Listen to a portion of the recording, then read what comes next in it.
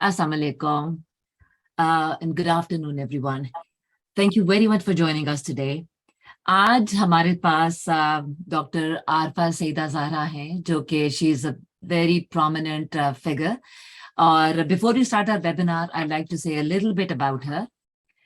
An eminent professional, public intellectual, educationist, culture expert, gender specialist, human rights activist, and social nationalist, Dr. Arfa Saida Zahra has gained a prominent position in society due to her exemplary work in these areas.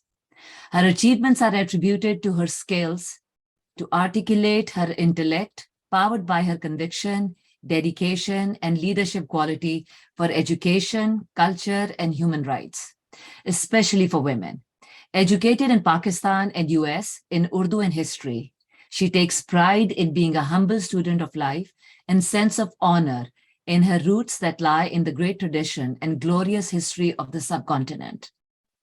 Among her many achievements, her role as chairperson, National Commission on the Status of Women, Government of Pakistan, her contribution to promotion of the arts, especially literature, and opening the minds of students to the possibilities of life remain most cherished to her. She has a teaching experience of 55 years and is a highly accomplished, revered, and respected for her expertise. She has many national and international awards. She was honored to receive a distinguished alumni award from East West Center, Hawaii, USA. She's a recipient of Fatima Jinnah Award and International Sophist Award.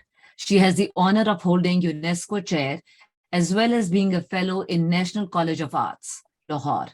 Recently, she has been appointed Professor Emeritus in Iqra University, Karachi. Welcome, Dr. Saiba. Doctor Ayesha Zafar is the president. तो आयशा, आप doctor साहिबा के बारे में कुछ कहना चाहेंगी? जी, अस्सलाम वालेकुम डॉक्टर साहिबा. इट्स आवर ऑनर कि you have accepted our invitation और आज आप हमारे प्लेटफॉर्म पे हैं. I am great fan of yours. आपकी बहुत सी वीडियोस देखी हैं और उनसे बहुत कुछ सीखा है and extremely proud of you. So welcome to alliance and we look forward to here from you. मेरा सलाम और मेरा शुक्रिया कबूल कीजिए. ये तमाम तारुफ जो आपने मेरा करवाया और जिन लफ्ज़ों में आपकी सदर साहिबा ने भी मुझे याद किया, वो मुझे शर्मिंदा करने के लिए काफ़ी. मेरी एक ज़िंदगी की बस एक मामूली सा तसलसल है कि मैं एक बहुत पुराना पापी उस्ताद हूँ और इससे ज़्यादा कुछ नहीं. और मैंने पहले ही अर्ज़ किया था कि जो मौजू मुझे मोहतरमा नाजिया हुसैन साहिबा ने दिया, उसकी बड़ी हद तक ऐसी सूरत हो सकती है कि उसको सिर्फ दीन या कुरान या हदीस या रिवायत के हवाले से बयान किया जाए. तो मैं पहले अर्ज कर चुकी कि मैं बेइल्म आदमी हूँ. शर्म रखने के लिए खुद को कम इल्म कह लेती हूँ और दीन के मामले में मेरा कोई इल्म नहीं है. और सबसे बड़ी बात यह है कि पहले इस दीन में सिर्फ 72 फ़िरक़े थे और अब शायद जितने हम सब हैं उतने ही फ़िरक़े, क्योंकि हमने उसमें बहुत नई बातें शुरू की हैं. और ये मेरे महबूब जनरल ज़ियाउल हक़ साहब का तोहफ़ा है, इसलिए मैं उस पर बात करने से आम तौर पर गुरेज़ करती हूँ उन लोगों से, ख़ास तौर पर जो इस मामले में बहुत हसास, बहुत ज़्यादा उस मामले में ख़ुसूसी तवज्जो रखने वाले और कहीं ज़्यादा इल्म रखने वाले लोग हैं. मैं बहुत ममनून हूँ कि आप सब पढ़े लिखे लोगों ने और एक इंतहाई ग्रुप ऑफ प्रोफेशनल्स ने मुझ जैसे पैदल आदमी को अपने दरमियान में आने की इजाज़त दी. मेरा शुक्रिया कबूल कीजिए.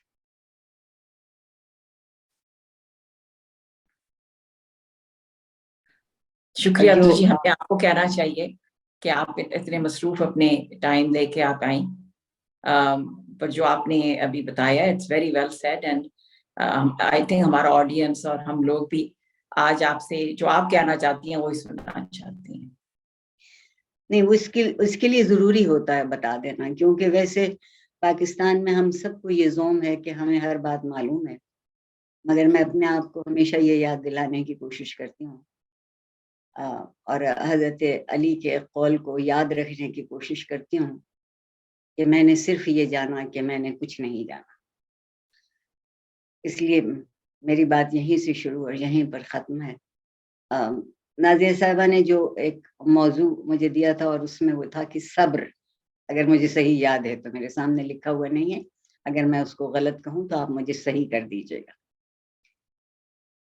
کہ صبر کیا چیز ہے اور بحیثیت اللہ کو تسلیم کرنے والوں میں سے ہم صبر کو کیا سمجھتے ہیں، بحیثیت انسان ہم سے کیا توقع ہے. اور عام طور پر مجھے آپ لوگوں کے درمیان کا حال نہیں معلوم، کیونکہ امریکہ میں آپ کے بہت سے جو کچھ زیادہ گفتگو اس معاملے میں ہو نہیں پاتی ہے. ہم اکثر پاکستان میں یہ سمجھتی ہوں کہ لوگ یہ سمجھتے ہیں کہ جب آپ جبر کے خلاف کچھ نہیں کر سکتے تو اس کچھ نہ کرنے کا نام صبر ہے، اس بے بسی کا نام صبر ہے.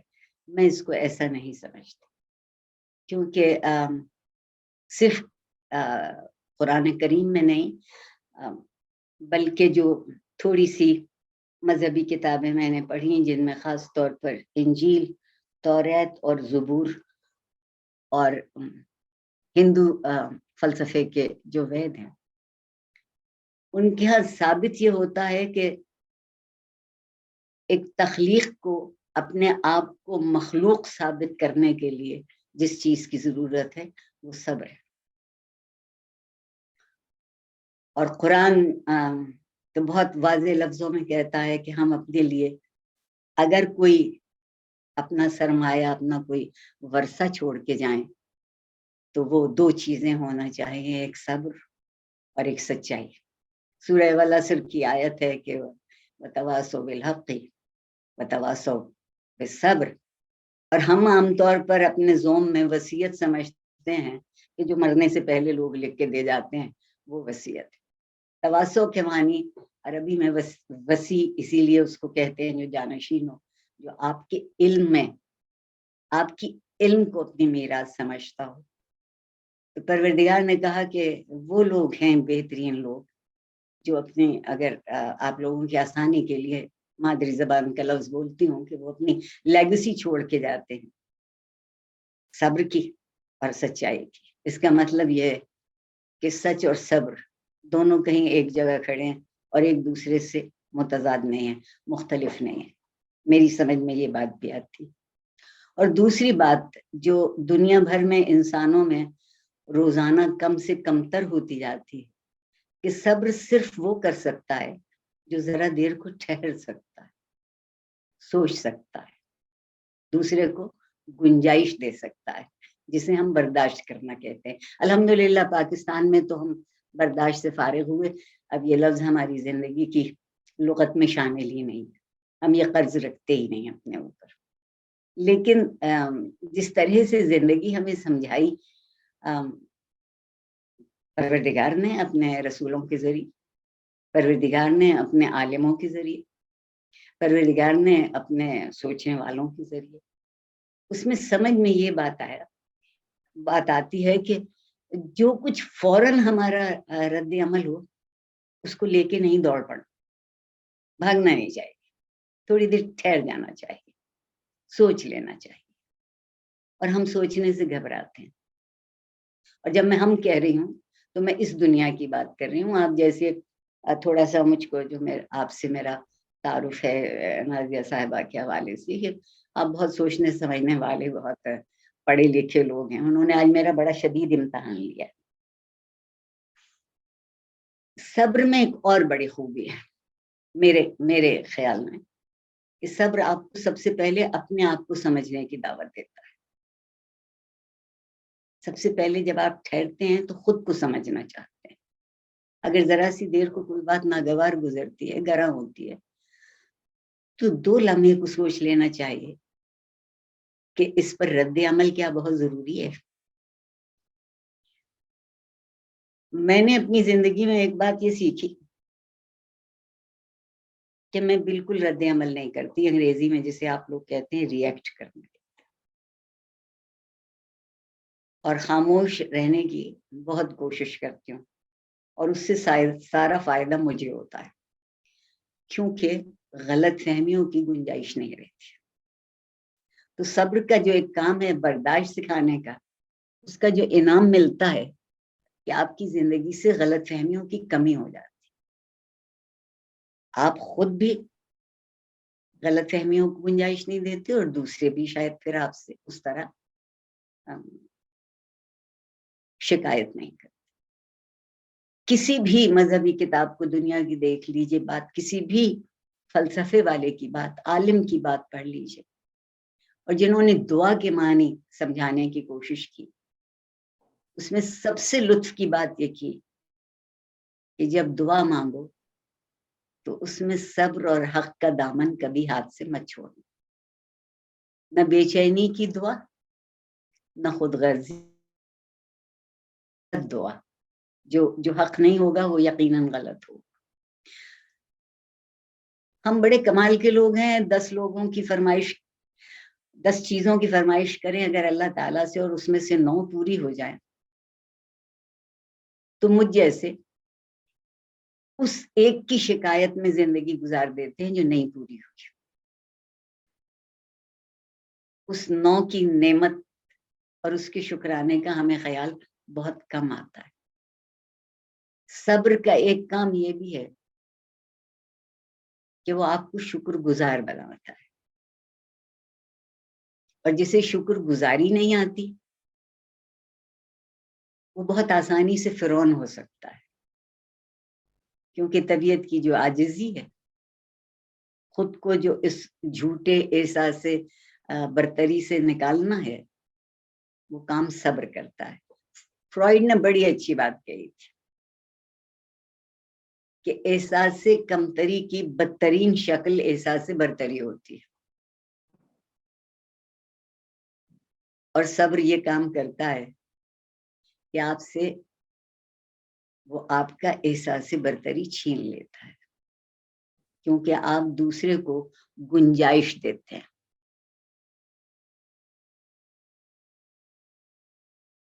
زاہدہ السلام علیکم، آپ کہاں سے آ گئیں؟ میری بے حد عزیز دوست ہیں، انتہائی قابل قدر انسان، کیا بات ہے۔ صبر کی ایک اور بات جو میری سمجھ میں آتی ہے کہ پروردگار نے اس صورت میں 3 باتیں ہیں بہت کمال کی مجھے معلوم ہوتی، ان میں سے ایک تو صورت شروع ہوتی ہے کہ پروردگار والعصر، عربی میں قسم کھانے کا طریقہ یہی ہے کہ آپ اس صفت سے پہلے یا نام سے پہلے و لگاتے ہیں، مراد یہ ہے کہ ہم اس کو یقین کے ساتھ کہیں۔ قسم کھاتا ہے وقت کی، اور اس کے بعد یہ کہتا ہے کہ وہ سب خسارے میں ہیں، وہ سب لوگ نقصان اٹھائیں گے جو ایمان نہیں لائے اور جنہوں نے صبر کرنا اور حق کرنا نہیں سیکھا۔ اچھا، ہم ایمان کے لیے بھی بہت مزیدار لوگ ہیں، کم از کم پاکستان میں جو ایک رسمی طریقہ ہے کہ آپ نے کلمہ پڑھ لیا اور سوچا کہ ہم ایمان لے آئے۔ میں اکثر سوچتی ہوں کاش کے ایمان لانا اتنا آسان ہوتا کہ ایک عربی کا جملہ ہم نے پڑھا اور کہا کہ ہم ایمان لے آئے۔ اب آمنو کے بڑے بڑے پرلطف معنی ہیں عربی میں، آپ میں سے جن لوگوں کو آتی ہے وہ مجھے صحیح کر دیجیے گا اگر میں کہیں غلط اس کو کہہ رہی ہوں۔ ایک تو آمنو کے معنی ہیں کہ وہ جو پناہ میں آ گیا، امن میں ہے، جو کسی کی زد میں نہیں رہا سوائے خدا کی پناہ کے، اور ایک وہ ہے جو اس پناہ کی خاطر ہی نہیں اپنے لیے اس ذات پر ایمان لے آیا جس کو اس نے کبھی دیکھا نہیں ہے، محسوس کیا ہے بس، اور محسوس بھی کیا ہے۔ یہاں پھر ایک انگریزی کا لفظ بولوں گی کیونکہ اگر میں بہت اردو بولنے لگی تو آپ کے لیے مشکل ہو جائے گی۔ محسوس کیا ہے انتہائی ایبسٹریکٹ طریقے سے. سنت ابراہیمی کا خدا یہودیوں میں بھی، عیسائیت میں ذرا سا مسئلہ مختلف ہو گیا، اور اسلام میں بھی. لطف کی بات یہ ہے، آپ میں سے بہت لوگ مصوری کے شیدائی ہوں گے، آپ میں سے بہت لوگ شاعری کی شیدائی ہوں گے، آپ میں سے بہت لوگ افسانوی ادب کو پسند کرتے ہوں گے. یقین کر لیجئے ان تینوں چیزوں میں ہمیں سب سے اچھی چیز وہ لگتی ہے جو فوراً ہماری سمجھ میں نہیں آتی، ایبسٹریکٹ ہوتی، اور اس کو ہم معنی اپنے تجربے سے دیتے ہیں. پہلی قسم کھائی زمانے کے، اور اگر آپ سوچئے تو وقت کو بھی کسی نے دیکھا نہیں ہے، گزرا ہم سب پر ہے، تو وہ بھی ایبسٹریکٹ، تو وہ بھی ایبسٹریکٹ. اور ایک لطف یہ ہے کہ ایبسٹریکٹ، جس کو اردو میں تجریدی کہتے ہیں، میں اتنا خواہ میں مشکل لفظ بول کے آپ کو پریشان کروں، اس میں ضرورت اس بات کی ہوتی ہے کہ آپ تھوڑی دیر کو ٹھہر جائیں، دم لے لیں سوچنے کو، اور پھر سوچیں کہ اگر اس ایبسٹریکٹ کو پرسونیفائی کرنا ہے تو وہ کیا ہوگا. وہ صبر ہوگا، خاموشی ہوگی، فکر ہوگی، اور معنی سمجھنے کی کوشش ہوگی. میرے خیال میں زندگی کے معنی کسی لغت میں نہیں لکھے ہوئے، کسی ڈکشنری میں نہیں، وہ جو ہم تجربے سے گزرتے ہیں، ہر تجربہ ہمیں اس کے معنی سکھاتا ہے. تو سچائی کو جاننے کے لیے، کسی لیگسی کو چھوڑ کے جانے کے لیے ضروری ہوئی یہ بات کہ اس میں ہم نے برداشت کیا ہو، اپنے آپ کو ہاتھوں سے نہ جانے دیا ہو. مجھ جیسے کمزور آدمی پر یہ بات اکثر گزرتی ہے، اور میں اپنی ذات کے حوالے سے ہی آپ سے یہ بات کہہ سکتی ہوں، اور وہ یہ بات ہے کہ ہم کبھی کبھی کوئی فوراً جواب دے دیتے ہیں تو دنوں ہمیں وہ جواب پریشان کرتا ہے کہ اگر ہم ذرا سا ٹھہر جاتے، ایک لمحے کو ٹھہر جاتے، تو شاید ہم یہ بات نہ کہتے. اور اگر اس سے کسی کا دل دکھا، یا کسی کو غلط فہمی ہوئی، یا کسی کی سمجھ میں معنی وہ نہیں آئے جو ہم کہہ رہے تھے، تو یہ بات نہ ہوتی. اب یہاں میرے جیسے بے وقوف پر ایک اور معمہ کھلتا ہے کہ صبر کم فہم کو فہم کے راستے پہ لے جاتا ہے، اور فہم کا راستہ یہ ہے کہ انسان خود کو نہ عقل کل سمجھے، کسی طرح سے مکمل نہ سمجھے، حتیٰ کہ اپنی دعا کو بھی مکمل نہ سمجھے. ہم کبھی کبھی کچھ دعائیں ایسی ہیں جو زندگی بھر ہر سانس کے ساتھ دہراتے ہیں. وہ دعائیں امن کی ہیں، پناہ کی ہیں، محبت کی ہیں، علم کی ہیں، احساس کی ہیں، خیال کی ہیں. کیا لطف کی بات ہے کہ سب کے سب ایبسٹریکٹ. ہم وجود کی چیزیں بہت کم مانگتے ہیں، اور جو لوگ وجودی چیزیں مانگتے ہیں وہ دعا نہیں مانگ رہے ہوتے، وہ اپنی خواہشیں پوری کرنے کی ایک فہرست خدا کے سامنے رکھ رہے ہوتے. دعا تو یہ مانگی جاتی ہے،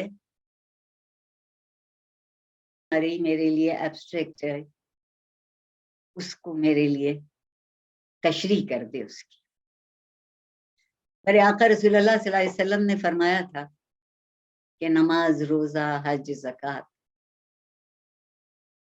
عبادت کا پرولوگ ہیں، پیش خیمہ ہیں، دیباچہ ہیں. اصل عبادت دعا ہے. کیا خوبصورت بات، کیا اچھی بات. یعنی پہلے جو ہم نے کچھ 4 فرض پڑھ لیے، ایک روزہ رکھ لیا، وہ اپنے ذہن کو ایک سمت کی طرف لے جانا تھا، خود کو اورینٹ کرنا تھا.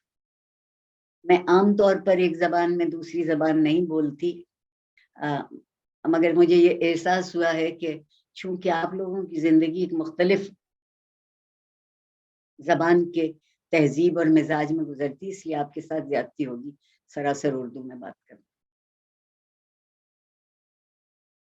تو آپ سوچئے کہ دعا کیا ہے؟ کیا دعا کا کوئی وجود ہے کیا؟ دعا پھر ایبسٹریکٹ. تو گویا زندگی کی جتنی اعلیٰ چیزیں ہیں وہ سب کی سب جسم نہیں رکھتی. آپ ایبسٹریکٹ اسی کو کہتے ہیں نا جس کا کوئی پیکر نہیں ہوتا، جس کی کوئی صورت نہیں ہوتی، جس کا کوئی بت نہیں ہوتا. ویسے ہم بت پرست لوگ ہیں، مجھے معاف کر دیجیے گا کہنے کے لیے.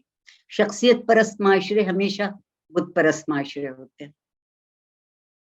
اور ہم شخصیتوں کی پرستش کرتے ہیں. ہمارے ہاں کسی کی تعریف اور تحسین کا طریقہ یہی ہے کہ ایک پرسنالٹی کلٹ بنا لیا جائے. اور دنیا میں صرف دین نہیں، جتنے بھی فلسفے ہیں وہ اس کلٹ کو توڑنے کے لیے آئے. دوسری بات یہ، میں اگر اس کی بہت زمینی صورت دیکھنے لگوں، میں نے بہت دیر سے آپ سے فلسفے میں بات کر لی اور شاید مجھے بات کرتے ہوئے کوئی 15-20 منٹ گزر چکے ہوں گے، اور آپ کا وقت قیمتی ہے. مجھے جب چاہیے گا درمیان میں روک دیجیے گا، ٹوک دیجیے گا. کوئی بات ناگوار گزر رہی ہو تو بتا دیجیے گا، کوئی سوال ذہن میں ہو تو کہہ دیجیے گا.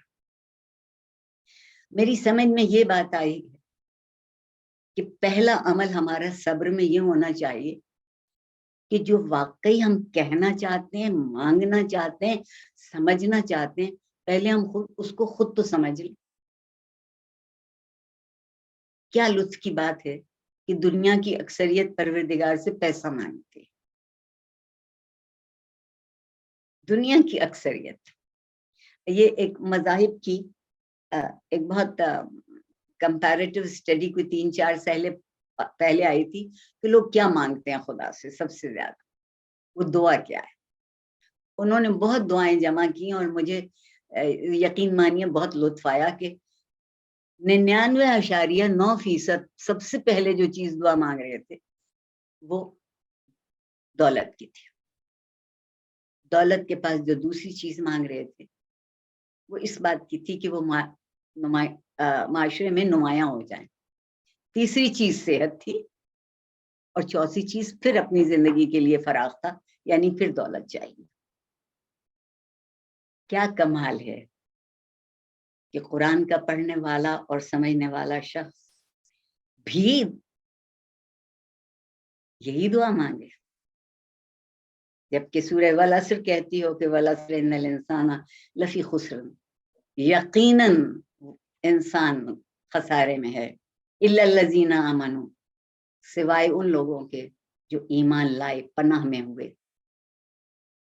الا الذین آمنوا وعملوا بالصالحات، اس پر بھی ہم نے بہت کم سوچا ہے کہ صالح عمل کیا ہوتا ہے. صرف نماز پڑھنا صالح عمل نہیں ہے. رسول اللہ صلی اللہ علیہ وسلم کی ایک حدیث گرامی ہے کہ جس شخص نے زندگی کو حسن اخلاق سے برتا وہ ان سے زیادہ کہیں بہتر ہے جن کی زندگی نماز اور روزے میں گزر گئی. یہ میرے آقا کہہ رہے ہیں، اور یہ مستند حدیث سمجھی جاتی. اور ایک بات اور بھی، آپ سب نے ایک اور حدیث سنی ہوگی. میرے آقا کے پاس ایک شخص آیا اور اس نے کہا کہ مجھے یہ بتا دیجئے کہ میں خدا کو کیسے ڈھونڈوں، کہاں پاؤں، میرا بہت جی چاہتا ہے خدا کو جاننے کے لیے. آپ نے پلک جھپکے بغیر جواب دیا، اس کے بندوں میں. میری سمجھ میں یہ بات یہ آئی کہ خدا وہ ایبسٹریکٹ ہے، اور اس نے ہم سے یہ وعدہ کیا ہے کہ وہ ہمارے اندر موجود ہے. اس نے اپنے اوصاف ہمیں دیے ہیں، تو اگر ہم نے ان اوصاف کی حرمت کا اور اگر ان اوصاف کی عزت کا اور ان اوصاف کے جو وصف ہے اس کی جو شرافت ہے. ہم شرافت یہ سمجھتے ہیں کہ خاندان کیسے تھا پچھلا، نہیں. شرافت آپ کے نفس کی ہے. کیا آپ کے دل میں کبھی کسی کے لیے برائی آئی؟ کیا آپ نے کبھی کہا؟ اگر ایسا نہیں ہوا تو یہ آپ کے نفس کی شرافت ہے کہ اپنے لیے کچھ نہیں مانگتا. انسان کو جو سب سے زیادہ شریر چیز دی گئی وہ نفس ہے. اس سارے جو تماشے اور کھل کھیلنے ہیں وہ نفس کے ہاتھوں پورے ہوتے ہیں. اب آپ دیکھیے کہہ رہے الا الذین، سوائے ان لوگوں کے جو ایمان لائے، وعملوا بالصالحات، اور جنہوں نے صالح طور پر عمل کیا. صالح عمل کیا ہے؟ آپ کے جس عمل سے نہ آپ کی ذات پر کوئی حرف آتا ہو اور نہ اس سے دوسرے کو تکلیف پہنچتی ہو، وہ صالح ہے، وہ صحیح ہے، ایبسلیوٹ کریکٹ جسے آج کل انگریزی والے کہتے ہیں. وہ ہے جس نے نہ آپ کو نقصان پہنچایا ہو اور نہ آپ سے کسی دوسرے کو نقصان پہنچا. عمل الصالحات والتواصوا بالحق والتواصوا بالصبر، اور جنہوں نے لیگسی چھوڑی، سچائی کی اور صبر کی. اب آپ ایک بات خود دیکھ لیجئے، یہاں مجھے کہنے کی ضرورت ہی نہیں ہے کہ صبر کی جو پہلی شرط ہے وہ یہ ہے کہ آپ سچ سمجھ سکتے ہیں. ہم سچ کسے سمجھتے ہیں؟ جو ہمارے لیے سچ ہے. نہیں، سچ وہ ہے جو ہر کسی کے لیے سچ ہے. اور اس کے لیے پھر میں اپنی بات کی طرف پلٹوں گی کہ ہمیں ٹھہرنا پڑے گا، ایک لمحے کو سوچنا پڑے گا، خود کو روکنا پڑے گا. وہ کبھی کبھی ایک لمحے کا ٹھہر جانا، آپ سب نے اس کا تجربہ کیا ہوگا کہ وہ زندگی میں کتنی بڑی نعمت بن جاتا ہے. بات زبان تک آتی ہے مگر ہونٹوں سے باہر نہیں نکلتی. وہ آپ کے اندر رہ جاتی ہے اور آپ کو محفوظ کر لیتی ہے. وہ آپ کو صبر بھی دے دیتی ہے اور وہ آپ کو حق بھی سکھا دیتی ہے. بہت مشکل کام بھی ہے مگر بہت آسان کام بھی ہے. مشکل اس لیے کہ اگر ہم اس راستے کو تسلیم نہیں کریں گے تو ہمیں بہت مشکل پڑے گی. لیکن اگر ایک دفعہ مان لیں گے اور اپنی تربیت کر لیں گے تو بات آسان ہو جائے گی. میں قبل از مسیح کی نسل سے ہوں، اس لیے بہت خوش نصیب ہوں. میرے وقت میں تعلیم خالی لفظ استعمال ہی نہیں ہوتا تھا، اس کے ساتھ لازمی طور پر تربیت شامل تھی. تعلیم کے چراغ کو جو چیز روشن کرتی ہے وہ تربیت ہے. اور اگر تربیت نہ ہو تو کتنی ہی تعلیم کیوں نہ ہو اور اس تعلیم کے ذریعے سے زندگی کی کتنی آسانیاں اور فراوانیاں آپ کو میسر کیوں نہ ہوئی ہوں، ان کے کوئی معنی نہیں ہوتے. پھر ایک بات دہراتی ہوں اور میرا خیال ہے اس کے بعد میں اس لیے خاموش ہو جاؤں گی کہ آپ لوگوں کے پاس وقت ہو اگر کوئی بات کرنا چاہتے ہیں. کہ شکر کرنے میں بڑا لطف ہے، خوش رہتا ہے آدمی. شکایت کی سب سے بڑی بدمزگی یہ ہے کہ اللہ میاں پر تو جو اثر ہوتا ہوگا سو ہوتا ہوگا، ہم خود بہت بدمزہ رہے، ہم خود کسی چیز سے خوش نہیں ہوتے. آپ کو اپنی بالکل ایک ذاتی بات بتاتی ہوں جو کہ نہیں بتانا چاہیے کیونکہ ذات کی بات کرنا ہمیشہ بہت بذاتی کی بات ہوتی. کہ میں نے اپنی زندگی میں یہ سیکھا کہ جو زندگی شکرانے کی خوشی میں گزر سکتی ہو اسی شکایت کی تلخی میں گزارنے کی ضرورت کیا ہے. اور اس کے لیے ذرا سا صبر اور ذرا سا حق چاہیے. آپ سب کی بے حد نوازش. میں بہت ممنون، بہت شکریہ آپ کے درمیان موجود ہوں. صرف ایک وقفہ آپ کو دے رہی ہوں کہ اگر آپ کوئی بات آپس میں کرنا چاہیں, آپ کوئی بات مجھ سے پوچھنا چاہیں, آپ کو کسی چیز کی وضاحت جو کہ میں نہیں سمجھتی ہوں چاہیے, تو میں حاضر ہوں آپ کی خدمت, اور اگر وقت ہوگا تو پھر کچھ اور عرض کروں گی. بہت ڈاکٹر شکریہ. صاحبہ بہت شکریہ. ایک ہمارے آڈینس سے کوشچن آیا ہے, اٹس ویری ڈیپ کوشچن, کہ صبر کیسے آتا ہے؟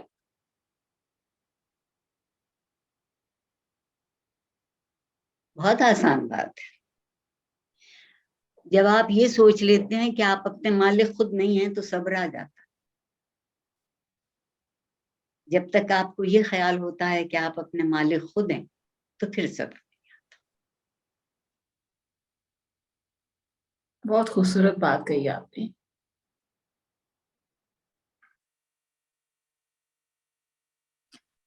ڈاکٹر صاحبہ, آپ نے جو کہا ہے کہ جب آپ یہ سمجھ لیتے ہیں کہ آپ اپنے مالک نہیں ہیں, یہ سمجھنے کے لیے بھی آئی تھنک آپ اس بات کو کس طرح سمجھیں, جب مطلب ایک رشتہ ہے ماں بچے کا, اس میں صبر کس طرح آتا ہے؟ سب سے پہلی بات تو یہ کہ اس بچے کو اپنی ملکیت نہیں کسی کی نعمت جانیے. ہم ہر چیز کو اپنی ملکیت سمجھنے لگے. اور آپ ایک اور بات چھوٹی سی کہنا چاہوں گی آپ سے, کہ ہم بہت چیزیں اپنے لیے خرید سکتے ہیں اور خریدتے ہیں, مگر ہمارا چاہنے والا جب کوئی بھی دوست, عزیز, بہن, بھائی, ماں باپ, کوئی چاہنے والا ہمیں کوئی چیز چھوٹی سی تحفے میں دیتا ہے تو ہم کس قدر خوش ہوتے ہیں. اس وقت یہ احساس ہوتا ہے کہ ہم کسی کے ہیں اور کوئی ہمارا ہے.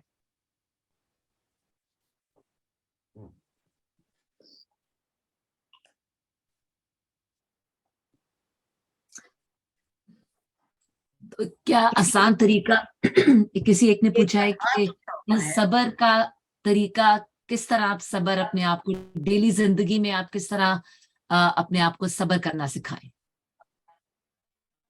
ہم کیوں ہر کام اسی وقت کرنا چاہیں گے جب ہمارا جی چاہ رہا ہو.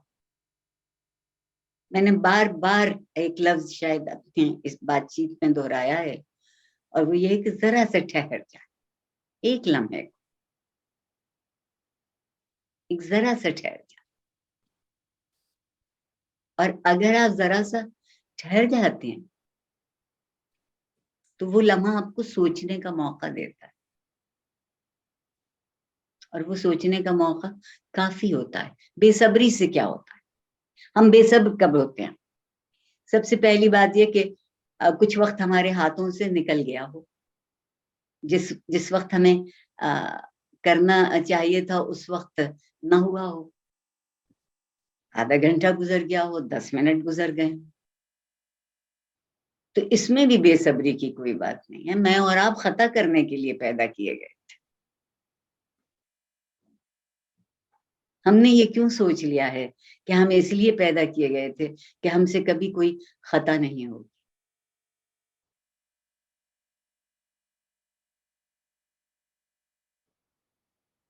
کچھ لوگ سوال لکھ رہے ہیں, اگر آپ اس کو پڑھنا چاہتی ہیں تو پڑھ لیجئے.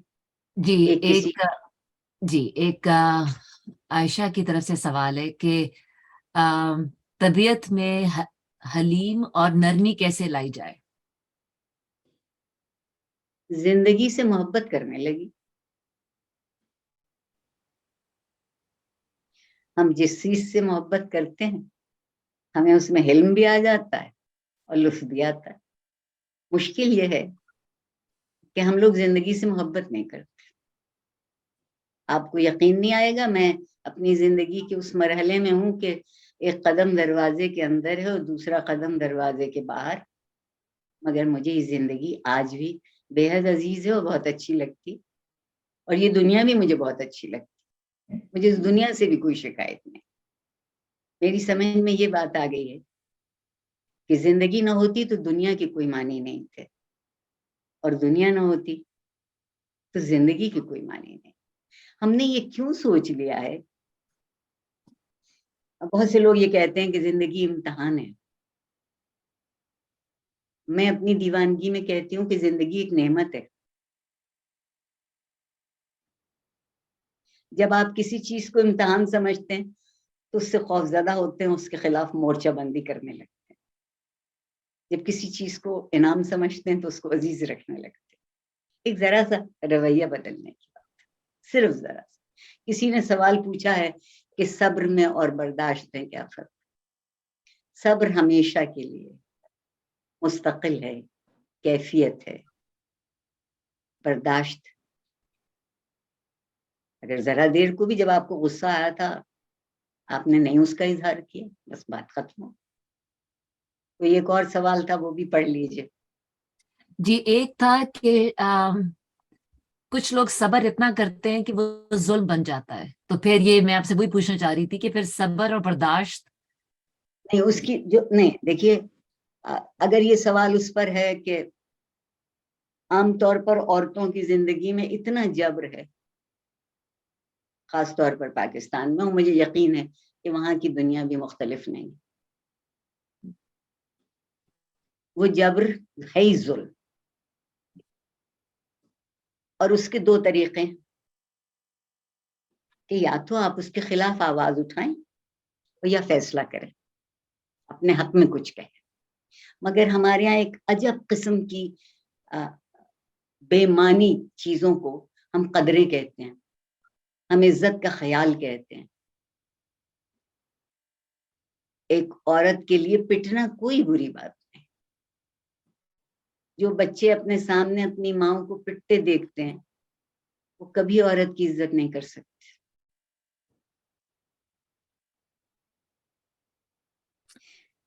بہت اچھا سوال پوچھا ہے کہ صبر عورت کے ہی حصے میں کیوں آیا ہے.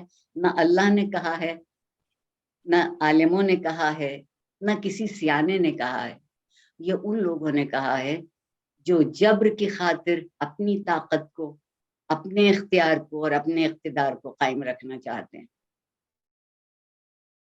شوہر کو جواب دینا جو ہے وہ خدا کس سے بہت بڑی گستاخی کرنا. کیا بات.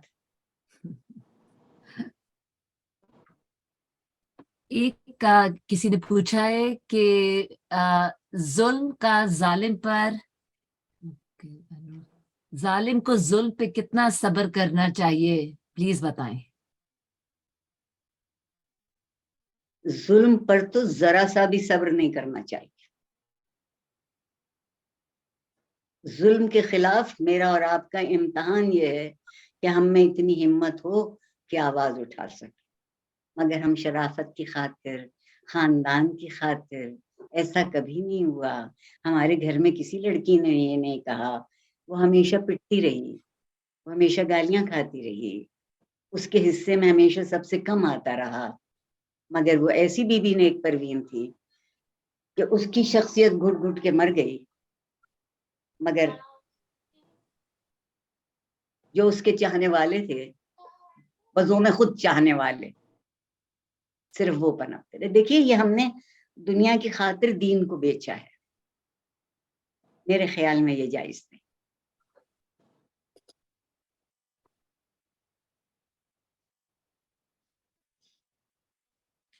مجھ سے پوچھا ہے کسی نے کہ میں نے صبر کیسے سیکھا. میری سمجھ میں یہ بات آئی کہ بے وقوف آدمی کو, ظالم کو, جبر کرنے والے کو, خود پسند کو, جو اپنی ذات سے ہٹ ہی نہیں سکتا, اس کو کچھ سمجھانے کی ضرورت نہیں ہے. اس لیے میری خاموشی میرا صبر ہے. میں خود کو ضائع کرنے کو تیار نہیں ہوں. میں بھی تو ایک نعمت ہوں, آخر پروردگار نے مجھے بھی تو پیدا کیا اسی طرح جس طرح باقی سب کو کیا. ہم نے یہ کیوں سوچ لیا ہے کہ ہم کمتر مخلوق ہیں. جس کسی کے پاس یہ تصور ہے کہ عورت دوسرے درجے کی یا تیسرے درجے کی مخلوق ہے, وہ حد سے زیادہ علم سے بے خبر ہے.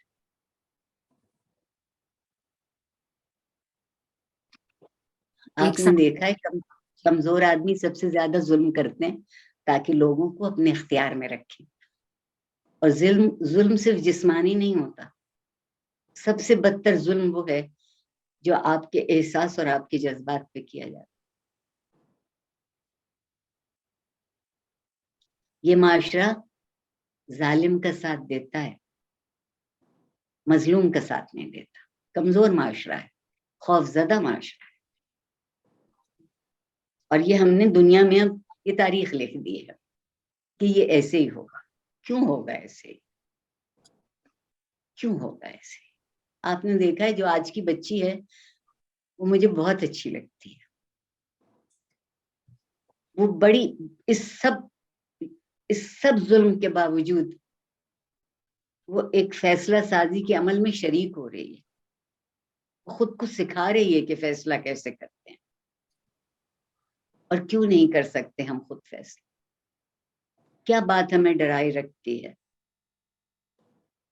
2 وقت کا کھانا، سال بھر میں 2 جوڑے؟ نہیں نہیں نہیں، ایسا نہیں ہو سکتا، نہ ہونا چاہیے. اور جو یہ ہمارے یہاں طلاق کے ساتھ ایک عجب طرح کا تصور پیوست کر دیا گیا. حضرت عمر کے پاس ایک عورت آئی اور حضرت عمر رضی اللہ تعالیٰ عنہ سے کہا کہ آپ میری بیٹی کو سمجھائیے، میں جس شخص سے اس کی شادی کرنا چاہتی ہوں وہ اس سے شادی کرنے کو تیار نہیں. حضرت عمر جیسے شخص نے اس کی بات بڑے صبر سے سنی اور پھر اس کی بیٹی کو بلایا اور کہا کہ تم اس سے کیوں نہیں شادی کرنا چاہتی؟ کیا بات؟ تمہیں کیا اعتراض؟ اس نے کہا وہ بوڑھا ہے، وہ بد شکل ہے، وہ بد مزاج ہے، وہ انتہائی کنجوس ہے، وہ ہر وقت بد زبانی کرتا ہے، تو میں تو نہیں کروں گی اس سے شادی. حضرت عمر نے حضرت عمر جیسے شخص نے انتہائی صبر سے اور تحمل سے اس کی بات سنی اور کہا کہ تم کس سے شادی کرنا چاہتی ہو؟ اس نے ہاتھ اٹھا کے مسجد میں بیٹھے ہوئے ایک بہت اچھے خوبرو نوجوان کی طرف اشارہ کیا کہ اس سے. جناب حضرت عمر نے ان دونوں کا نکاح کر کے گھر بھیجا. ہم کریں گے یہ؟ ہم تو لڑکی کی کھال ادھیڑ دیں. ہم میں ہمت نہیں ہے. ہم جس چیز کو تہذیب کہتے ہیں، اگر آپ مجھے معاف کر دیں تو وہ ہماری زندگیوں کا دوہرا پن ہے. زیادہ تر ہم کہتے کچھ اور ہیں، کرتے کچھ اور. اور آج کی انتہائی ذہین سوچنے والی بچی یہ کہتی ہے کہ کوئی بات نہیں، میری زندگی مشکل سے گزرے گی مگر اس سے زیادہ مشکل نہیں ہوگی. کچھ اسلام کے متعلق بھی سوال ہے، آپ اس کو بھی پڑھ لیجئے گا. جی، اس سوال کو پڑھنے سے پہلے ایک ابھی ای میل پہ سوال آیا ہے. رہتے ہیں یہاں پہ صبر کرنا کمزوری کی علامت ہے، تو اگر ہم صبر ہی کرتے جائیں گے تو سارے تو ہمیں رون کے نکل جائیں گے. انہوں نے بہت اچھی بات کہی ہے. صرف ایک صبر ہی کو کیوں کہا؟ ہمارے یہاں خاموش رہنا بھی کمزوری ہے، ہمارے یہاں بدمزاجی کرنا بھی کمزوری ہے، ہمارے یہاں بد زبانی نہ کرنا بھی کمزوری ہے. کمال ہے، ہم کسی سے کم ہے؟ گالی کا جواب گالی سے نہیں دے سکتے، ہم بات کا جواب تھپڑ سے دے سکتے ہیں. ہم بڑے مضبوط لوگ. یہ ہم نے اپنی تربیت کی ہے.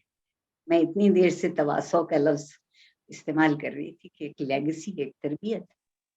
اگر ہم نے یہ تربیت کی ہے کہ ہم صرف زور سے اور غصے سے اور ظلم سے اور زیادتی سے اپنے آپ کو منوائیں گے تو ہم تو بہت خوفزدہ لوگ ہیں. بہادر آدمی غصہ نہیں کرتا، مطمئن شخص زیادتی نہیں کرتا. بزدل ہمیشہ غصہ کرے گا، بد زبانی کرے گا، بدمزاجی کرے گا. جس میں ہمت ہوگی کہ خود کو سنبھال لے وہ اپنے آپ کو بکھرنے نہیں دے گا. میں کتابی باتیں نہیں کر رہی ہوں، میرے ارد گرد بھی یہی ہوتا ہے، آج سے نہیں ہمیشہ سے. اور پھر عورت سے کہا جاتا ہے کہ پھر کیا ہوا, مرد ہے, مرد کا بچہ ہے, تمہیں 2 تھپڑ مار دیے, تم کیوں اتنا خفا ہو رہے؟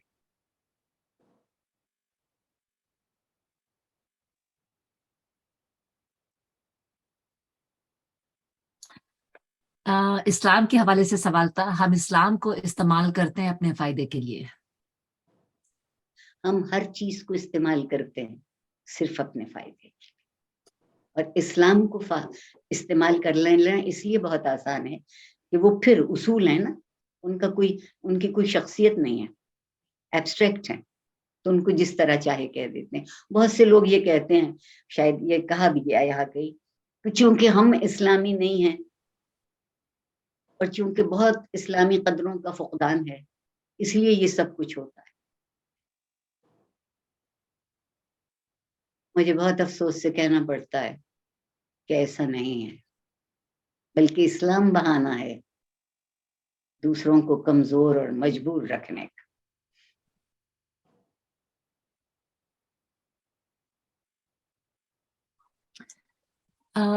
ایک سوال ہے جی, sometimes people around you become very demanding and expect you to be there all the time. How to create healthy boundaries? Even اپنی فیملی میں آپ کس طرح باؤنڈریز کریٹ کریں تاکہ بہت مزے میں, بہت ذرا سا خود صبر کرنا سیکھ لیجئے. ہمیں غصہ آ جاتا ہے, ہر کام میں ہی کروں, ہر کام مجھ سے ہی کہا جاتا ہے, ہر کسی کی خدمت میں کروں. اسی بات کو ایک بہت نرم زبان میں, ایک بہت شائستگی کے لہجے میں کہیے کہ جتنا کر سکتی ہوں اتنا تو کروں گی, اور جو میری استطاعت سے زیادہ ہوگا اس میں کچھ دیر تو لگے. دیکھیے, ہم سب اپنی اپنی جگہ معاشرے کو سکھاتے نہیں ہیں, معاشرے کے سامنے بولتے نہیں ہیں, خوف زدہ رہتے ہیں. میں تو جس معاشرے میں رہتی ہوں وہاں سیاست خوف زدہ کرتی ہے, پیسہ خوف زدہ کرتا ہے, تہذیب خوف زدہ کرتی ہے, گھروں کے ماحول خوف زدہ کرتے ہیں. اور اگر آپ میں سے کچھ وہ بڑے ثابت قدم لوگ ہیں جو پاکستانی ٹی وی کے ڈرامے دیکھتے ہیں, تو جس قدر عورت وہاں ذلیل ہو رہی, مفت میں ذلیل ہو رہی ہے, اس کو تو دیکھیے. علم صرف اس بات کا نام نہیں ہے کہ آپ کے پاس وہ کون سے کاغذ ہیں جن کے بدلے میں بہت اچھی ملازمت ملتی ہے جس میں ایک عدد کے آگے صفر زیادہ لگے ہوتے ہیں, اور جتنے صفر ہوں اتنی ہی اس شخص کی اہمیت اور قدر و قیمت بڑھتی جاتی ہے. ہم میں سے کتنے لوگ ہیں جو تھوڑے میں جینے کو راضی, ہم میں سے کتنوں نے اپنے بچوں سے کہا ہے کہ کم میں بھی جیا جا سکتا ہے. شکر کی صورت یہ نہیں ہے کہ پہلے 8 گلاب جامن کھائے اور پھر جب پیٹ خراب ہو گیا تو کہا اللہ تعالیٰ کا بہت شکر ہے. ذرا سے کم گلاب جامن کھا لیتے تو بہتر رہتی حالت. اور اسلام کو بھی ہم حساب کا سوال سمجھتے. سورہ بقر کی ایک آیت ہے, اگر آپ مجھے اس کا اجازت دیں تو اس کا مفہوم آپ کے سامنے پیش کرنا چاہتی ہوں, اور جب میں اس کو دہراؤں تو آپ لوگوں سے گزارش ہے کہ ذرا اپنی انگلیوں پر گنتے جائیے کہ پروردگار نے جو کہا ہے اس کی ترجیح کیا رکھی ہے, پریفرنس کیا ہے. آمنو باللہ ہے, اللہ پر ایمان لیا ضروری ہے. یہ میں آپ لوگوں کی طرح بہت اچھی پریکٹسنگ مسلمان نہ ہوں گی, مگر میں بہت شدید اللہ پر یقین کرنے والوں میں سے, اس لیے کہ اس سے میری زندگی کو ایک سمت ملتی ہے. میں بہت مطمئن ہوں کہ میں اپنی مالک ہی نہیں تو مجھے پرواہ کر کے کیا کرنا ہے, جو میرا مالک ہے پرواہ کرنے اس کا ذمہ ہے. آمنو باللہ ہے پہلی بات. مجھے یقین ہے اگر کوئی گن رہا ہے یا نہیں گن رہا تو نازیہ ضرور ہمارے لیے گنیں گی. وَأَطِیعُوا الرَّسُولَ, اور رسول کی اطاعت کرو. ہم سب کو ایک رول ماڈل چاہیے ہوتا ہے. ایبسٹریکٹ ہماری سمجھ میں آسانی سے نہیں آتا. بتائیے تیسری چیز آپ لوگوں کے خیال میں کیا ہوگی؟ جن کو یہ آیت یاد ہے پلیز وہ مت کہیے گا. جنہیں نہیں معلوم وہ ایک اپنے دل سے سوچیں کہ تیسری چیز کیا ہوگی.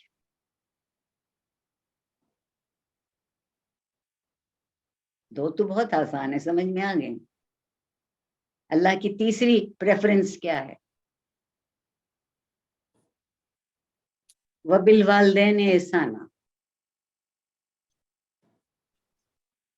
وَبِالْوَالِدَيْنِ إِحْسَانًا، خاص طور پر صرف احسان نہیں، والدین کے ساتھ انتہائی نیکی کا سلوک، اور پھر اس کو آگے بڑھا دیا. تیسری چیز وَبِالْوَالِدَيْنِ إِحْسَانًا، پھر وَذِي الْقُرْبَى، اور وہ جو آپ کے قریب ہیں. آپ کے قریب صرف آپ کے رشتہ دار نہیں ہوئے، آپ کے گھر میں جو مددگار ہے وہ کبھی کبھی آپ کے رشتہ دار سے زیادہ زمینی طور پر آپ کے قریب ہوتا.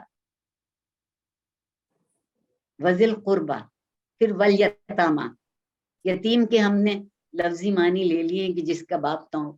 عربی میں اس کے معنی ہے کہ جس کی کوئی سسٹیننس کرنے والا نہ ہو. والمساکین، یتامہ کے بعد مساکین، ڈیسٹیٹیوٹس. والیتامہ والمساکین وابن السبیل، اس کے لفظی معنی ہیں the people of the way, of the road. مراد ہے society at large, each member of the society that you belong to. اور پھر ہے یہ 7 جی 7 ہو گئی. جی 8ویں چیز ہے واقیم الصلاۃ، اور 9ویں چیز ہے آتو الزکات. میں بہت پریشان رہی اس بات کے پیچھے کہ زکوٰۃ کے تو آپ کہتے ہیں سال میں ایک دفعہ دے دو، جو چیز تمہارے پاس بغیر استعمال کیے رہی ہو اس پر 100 روپے پہ 2.5 روپے دے دو. تو یہ 5 وقت کی نماز ہے اور اس کے ساتھ زکوٰۃ جڑی ہوئی ہے، سوائے ایک جگہ کے جہاں صلاۃ اکیلا استعمال ہوا ہے لفظ، باقی سب زکوٰۃ کے ساتھ ہیں. کوئی مجھے بتائے گا کیوں؟ دن میں 5 دفعہ کیسے زکوٰۃ دوں؟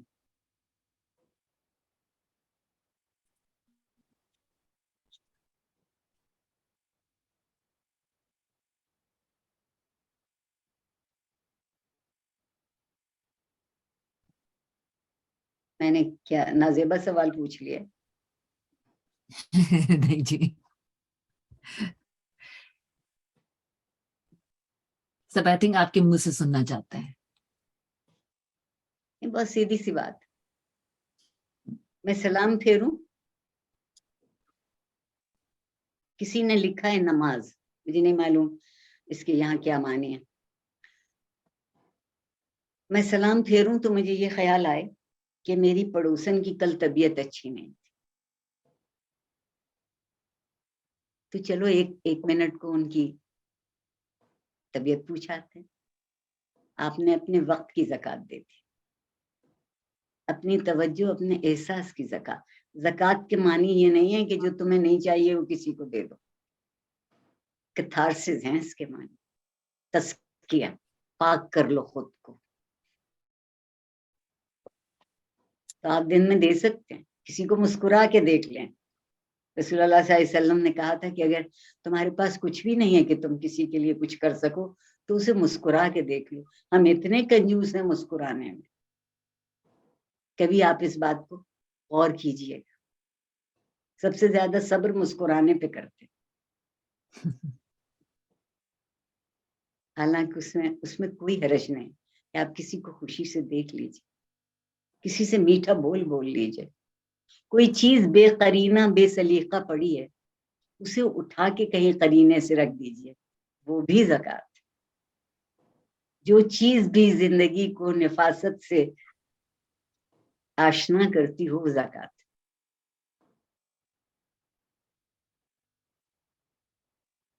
زندگی میرے خیال میں ہمیں ملی تھی کہ ہم دوسروں کو اپنے ساتھ شریک کر کے اس میں جئیں گے. ہماری شرکت کم ہوتی جاتی ہے, ہماری توقعات بڑھتی جاتی ہے. اگر یہ معاملہ پلٹ دے تو ہم بھی خوش ہو جائیں گے اور لوگ بھی خوش ہو جائیں گے, میرے خیال میں.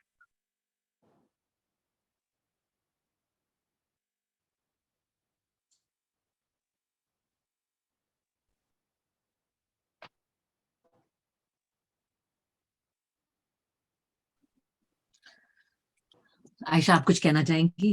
We have ڈاکٹر صاحب آپ last سے ایک سوال پوچھنا چاہتی ہوں. آپ کا اتنا ماشاءاللہ ایکسپیرینس ہے اور آپ نے اتنا ہیومن رائٹس میں دیکھا ہے.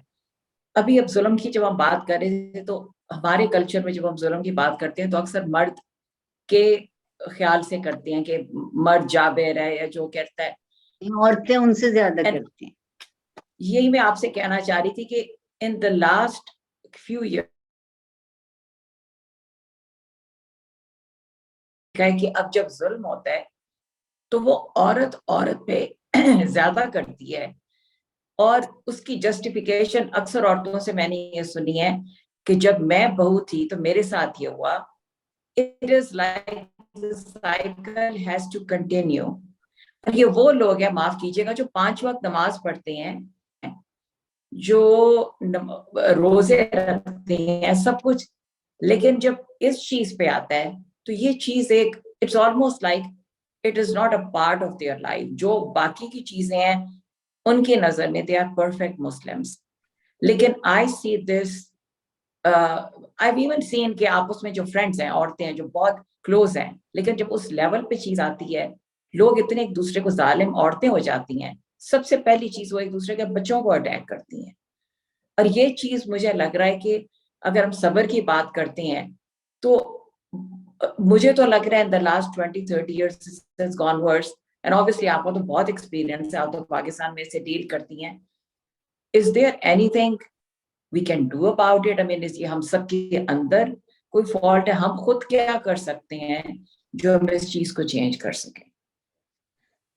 آپ جیسا تجربہ کار شخصی سوال مجھ سے پوچھے, مگر میں ایک بات کہنا چاہتی ہوں.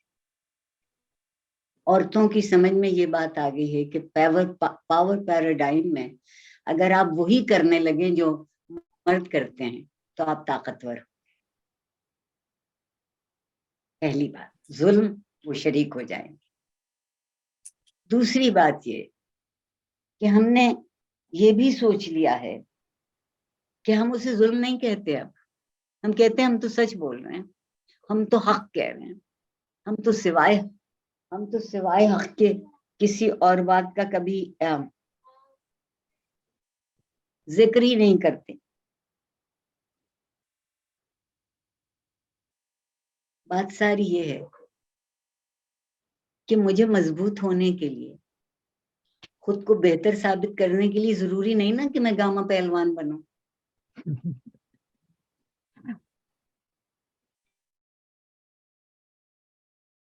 اور ایک بات اور بھی جو آپ نے کہی کہ جو کچھ خود پر ہوا ہے وہ اس جبر کو انہوں نے سمیٹ کے رکھا اور اس جبر کو چینلائز نہیں کیا حسن سلوک سے.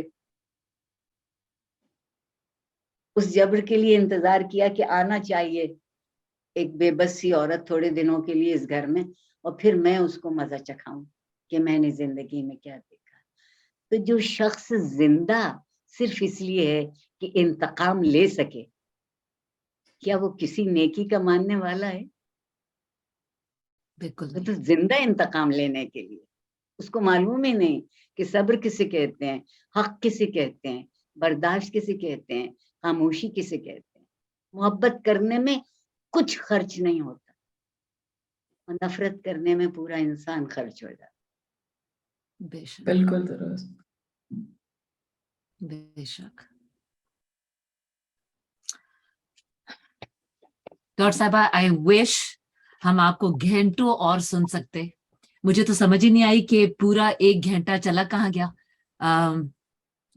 آپ سے اتنا کچھ آج سیکھا ہے, اینڈ آئی وش کہ آپ کبھی دوبارہ بھی ہمیں موقع دیں, واپس آئیں اور ہمیں کچھ اور سکھائیں اور بتائیں. آپ کا جتنا بھی شکریہ ادا کریں وہ کم ہے. نہیں شکریہ کی کوئی بات نہیں, بات صرف اس میں ہے کچھ اور ایک سوال لکھا جا رہا ہے, آپ اس کو دیکھنا چاہیں تو دیکھ لیجئے. میں جی. صرف یہ کہنا چاہتی ہوں کہ تبدیلی گولی اور گالی سے نہیں آتی, تبدیلی بھی صبر سے آئے گی, اور وہ صبر جو سچ بات کے لیے, حق بات کے لیے, جائز بات کے